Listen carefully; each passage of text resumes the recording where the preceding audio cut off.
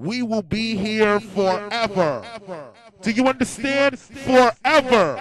Forever and ever and ever and ever.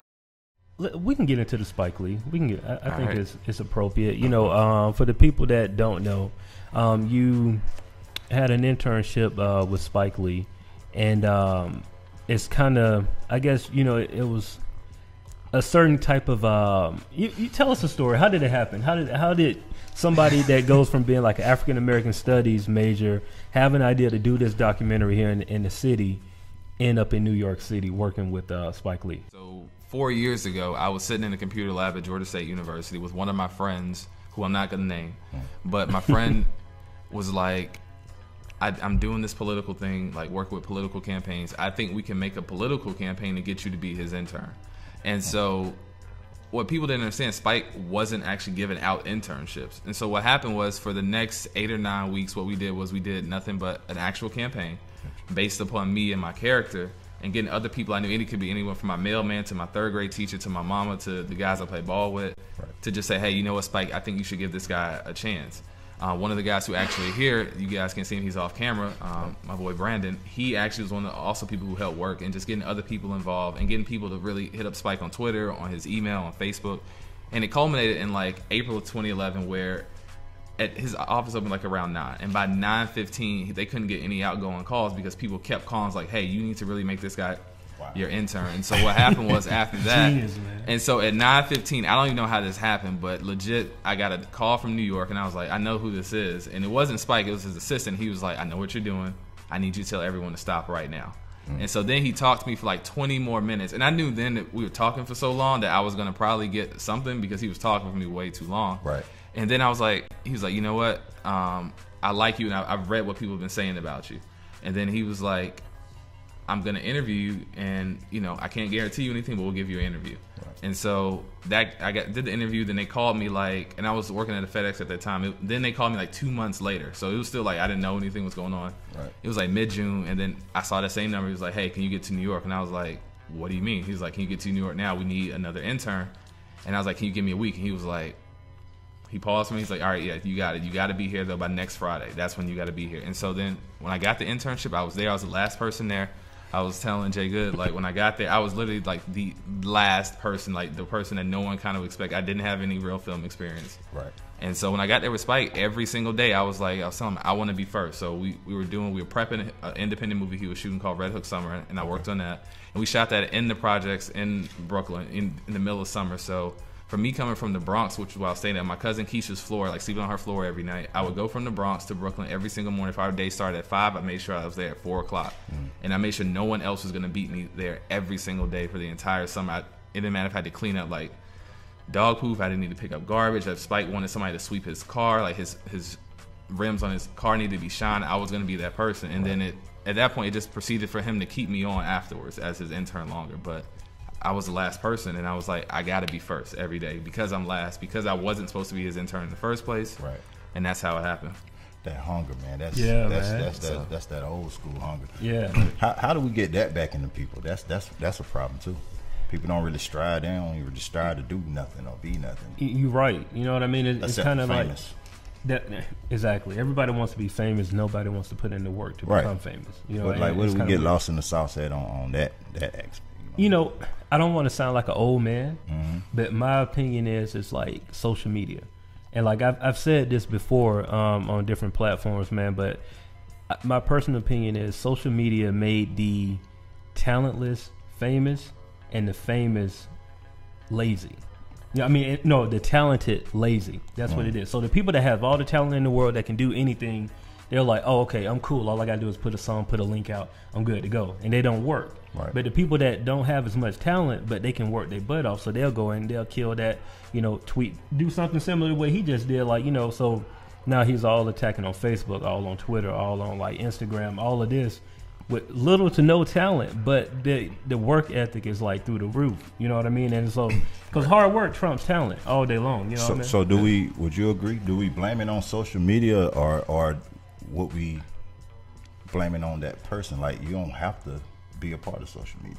That's true. You don't have to. I don't blame anybody, but what I will say is this, like to comment and piggyback on Jay Good said, social media is a tool. I look at it like that. Like if you go into Home Depot, you getting tools. Social media should be the same way you go to Home Depot. If I need to get, wood and get some hammers, that's what I got to do because I know what my end goal is. And so people, we get caught up in the tools versus the work. So that's why we see somebody like, I ain't gonna say no names, we see people on Instagram, especially like now I'm like really into Instagram or Tumblr, and you say, oh, well, they got 40,000 fans, they got 8 million fans. Not realizing, A, you could have bought those fans. B, how you got those other fans. And I look at return on investment, right? So you have somebody with 1 million fans and they only get like 22,000 likes on the picture. So me, I'm doing the math at home. I'm like, okay, for somebody who's really this big, they should be having more fans. They should have more followers. Right. There's no reason somebody who has 1 million fans on Twitter should be having to run, special sales to get certain things sold, get their tickets sold somewhere, because you should have 1 million true fans. Right. Hey, man, like you speaking directly on it, man, because it is all about conversions at the end of the day. Yeah. I think I told you about I saw this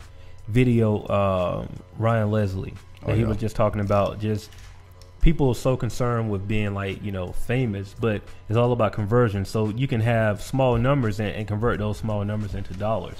And it was like, just really look at using the example, if you got 20,000 followers or whatnot, right?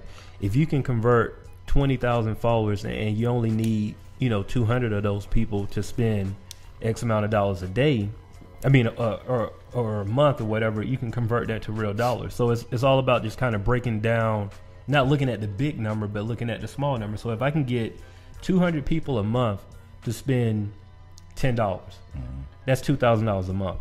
And it doesn't seem like a big deal, but if I can get that consistently, that's $24,000 a year. Right. And that's if you just look at it like that, as opposed to saying I got 2 million followers, I should have 2 million. You know what I mean? You got to look at the small numbers and conversions, and eventually that'll, it's a snowball effect, and then that number turns into a bigger number, and then next thing you know, you quit your day job. You know what I mean? And it's I think we get caught up in that, trying to become a millionaire before you even get $100,000 in the bank. You know what I mean? It's you got to have baby steps, and sometimes we're in a leapfrog society where there's so many people that were broke yesterday and are perceived to be millionaires today, when that's not really, the case. And you know how that goes. Right. No doubt. Okay. Yeah, man. Yeah. So where we at with it? We got a couple more minutes before we go to break, man. And I think we can save, we do want to get into the ins and outs of the film industry. But before we get into that, I definitely want to ask you more so on the documentary, because I know that's why you're here, and we definitely want to promote that as much as we possibly can. So just kind of give us some of the logistics behind the documentary, like what's going on with it, the status, is it, when will it drop, and the completion and all of that. Okay.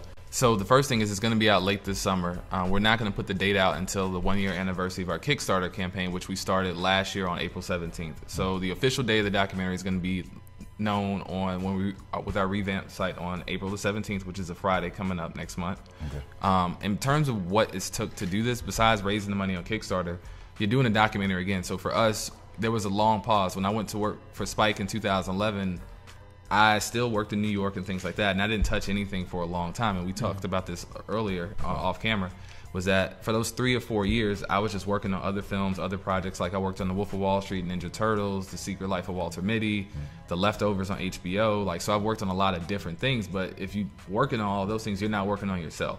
And so because of that, it took, I just said I needed to come back. And so when I did the Kickstarter campaign, I said, you know what, I'm going to eventually, the goal was to come back home and start working on this project again. Gotcha. And the whole team came back.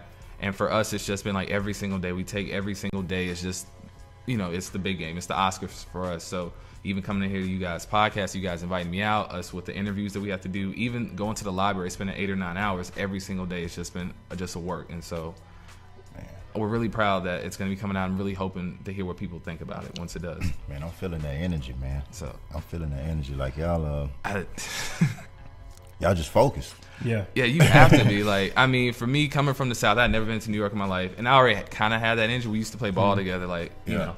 And so I just knew what it's like to be disciplined from a sports perspective, from growing up with my pops and my mom. But once I lived in New York, I didn't know anyone, and the struggle of that, and then working in that particular industry, particularly with someone like Spike, where if you late, you getting fired. I don't mean you showing up at oh, I'm here at 6:59. Spike's oh, well, I was here at 5:59, so I'm glad you came today, but you got to go.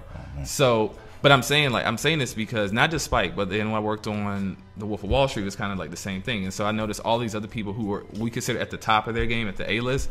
To be at the A-list, it's not even about putting in work. You got to have a discipline that doesn't come from just like spamming a bunch of people, which, you know, what I did before. It doesn't come from even having like a social media following, because the spamming and the social media following will only take you to the door. Once you get in the door, though, that all goes out the window. It's going to be your product, your quality of work, who you know, and how you treat people. Because at the end of the day, once I came in, like, it didn't matter what people knew me as Atlanta before. It was like, oh, who is this King Williams?